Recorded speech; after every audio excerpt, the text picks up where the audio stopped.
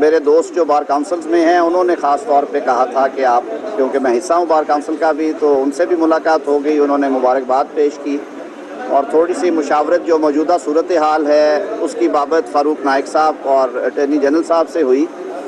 جو آج بینچ کی تحلیل ہوئی ہے۔ ظاہر ہے اب جب دوبارہ بینچ بنے گا تو پھر اس پہ جو لاہے عمل ہوگا ہمارے وکلاء کا، وہ اپنا پوائنٹ آف ویو دیں گے۔ بہت شکریہ۔ اس پہ کل قومی اسمبلی میں بھی بات ہوئی تھی، محسن لغاری صاحب نے یہ پوائنٹ اٹھایا اور میں نے اس کی وضاحت کی تھی۔ آئین کا آرٹیکل 191 اور جو آپ کے فیڈرل لیجسلیٹو لسٹ کی انٹری 55 ہے، اس کو اگر آپ پڑھیں تو اس میں تو بلکہ سپریم کورٹ کو پارلیمان نے مضبوط کیا ہے، سپریم کورٹ کو اجتماعی سوچ کے لیے اور اجتماعی فیصلوں کے لیے رستہ بنا کے دیا ہے، اور سپریم کورٹ کے اندر سے ایون اب تو آوازیں آ رہی تھی اس انیکشن کی وجہ سے